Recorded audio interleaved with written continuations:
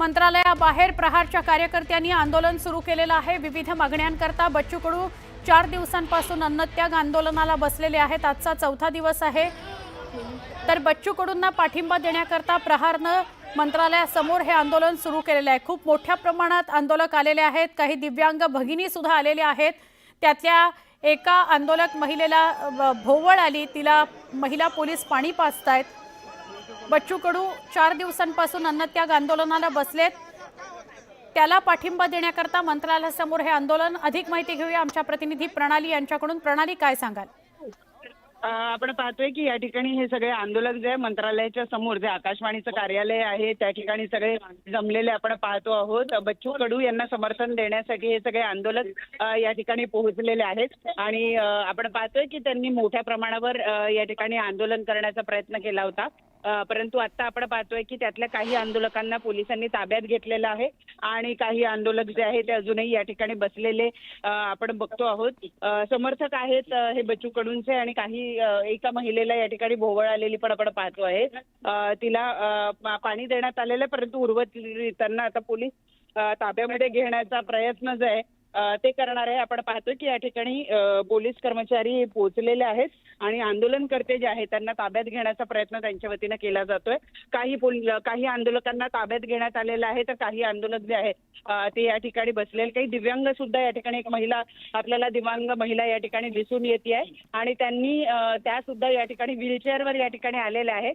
त्यांचं म्हणणं आहे की शेतकऱ्यांना कर्जमाफी जी आहे ती दिली जावी अशी त्यांची मागणी आहे। 4 दिवस आंदोलन मुख्यमंत्री उपमुख्यमंत्री कोणी तिचे आदेश नाही, तिथं त्यांनी लक्ष द्यावं।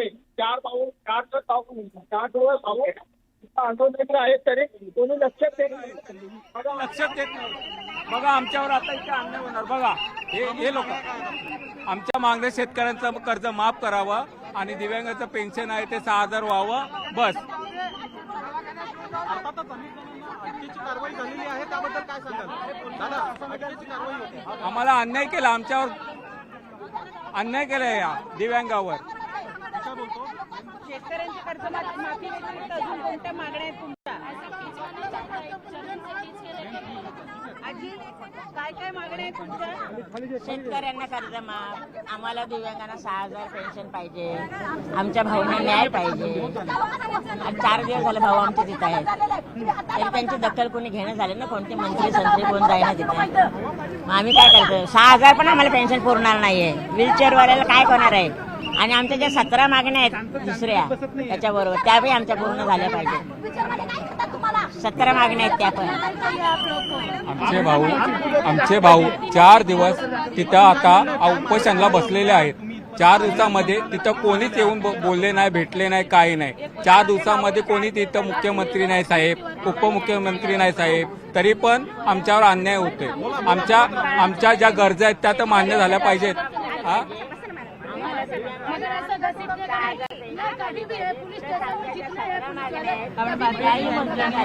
महिलेला भोवळ आलेली आहे, तिला पाणी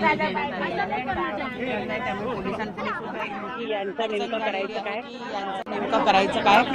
कारण काही जण व्हीलचेअरवर सुद्धा आले आहेत। राखीव पोलीस दल, महिला पोलीस मोठ्या संख्येनं या ठिकाणी आलेले आहेत आणि त्यांना या ठिकाणी आता इतर अर्ध्या जणांना नेण्यात आलेल्या, उर्वरितांना या ठिकाणी आता नेण्याचा प्रयत्न जो आहे तो पोलीस प्रशासनाच्या वतीनं केला जातोय। त्यांचं म्हणणं आहे की दिव्यांगांना पेन्शन दिली जावी आणि त्याचबरोबर बच्चू कडू यांनी जे कर्जमाफीसाठी आंदोलन सुरू केलेलं आहे त्या आंदोलनाची दखल जी आहे ती राज्य सरकारने घेतलेली नाहीये। राज्य सरकार 4 दिवस झाले बच्चू कडू यांनी अन्नत्याग आंदोलन केलेलं आहे, त्या आंदोलनाची दखल न घेतली गेल्यामुळे हे सगळे लोक जे आहेत ते नाराज झाले आणि प्रहार संघटनेच्या वतीनं जी दिव्यांगांची एक संघटना आहे त्या संघटनेच्या वतीनं या ठिकाणी हे आंदोलन करण्यात येत असल्याचं आपण पाहतो आहोत।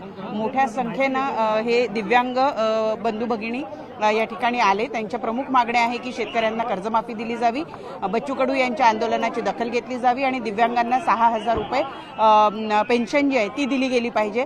या प्रमुख मागण्यांसाठी आज हे आंदोलन मंत्रालयाच्या बाहेर करण्यात आलेलं आहे। त्यांचा आरोप आहे की 4 दिवस झाले बच्चू कडू हे अन्नत्याग आंदोलन करून बसलेले आहेत, परंतु शासनाने त्यांची कोणतीही दखल घेतली नाही। ती दखल घ्यावी या मागणीसाठी म्हणून हे सगळे आंदोलक या ठिकाणी आलेले आपण पाहतो आहोत।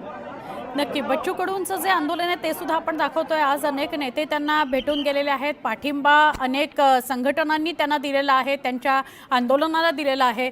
पण कुठेतरी बच्चू कडूंची तब्येत जशी वरखाली होते तसे प्रहार संघटनेचे कार्यकर्ते हवालदिल होत आहेत आणि आक्रमक होत आंदोलनाला उतरतायत का प्रणाली?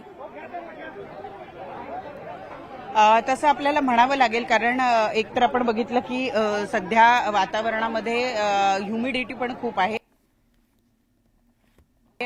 पाण्याचं त्यागाचं आंदोलन केलं तर त्यामुळे बच्चू कडू यांची तब्येत जी आहे ती सुद्धा वरखाली होताना आपल्याला बघायला मिळते आणि म्हणूनच हे सगळे जे आंदोलक आहे ते आज काल कॅबिनेट होती. या संपूर्ण परिसरामध्ये खूप मोठ्या प्रमाणावर बंदोबस्त असतो, म्हणून काल ऐवजी आज यांनी सगळ्यांनी या ठिकाणी आंदोलन केलेलं आपण पाहतो. हे आता अडचण अशी झालेली आहे की यामध्ये काही दिव्यांग आहेत जे व्हीलचेअरवर या ठिकाणी आलेले आहेत. त्यांना ताब्यात घेणं हा एक मोठा जिकरीचा मुद्दा जो आहे तो पोलीस प्रशासनासाठी होणार आहे आणि त्यामुळे आपण आता पाहतोय की काही वयोवृद्ध महिला सुद्धा आहेत, काही व्हीलचेअरवर आलेल्या आहेत. एका महिलेला भोवळ आलेली होती, ती सुद्धा या ठिकाणी बसलेली आहे आणि त्यामुळे आता नेमकं पोलीस प्रशासन या आंदोलकांच्या बाबतीत काय करतं हे बघणं महत्त्वाचं ठरणार आहे. नक्की नक्की धन्यवाद प्रणाली माहिती दिल्याबद्दल. एका बाजूला मंत्रालयाबाहेर प्रहारचं आंदोलन बच्चू कडूंना पाठिंबा देण्याकरता आणि बच्चू कडू हे आपल्याला 4 दिवसांच्या नत्यागानंतर बघायला मिळत आहेत. ते रविकांत तुपकर आणि वेगवेगळ्या नेत्यांना आज भेटताना बघायला मिळाले.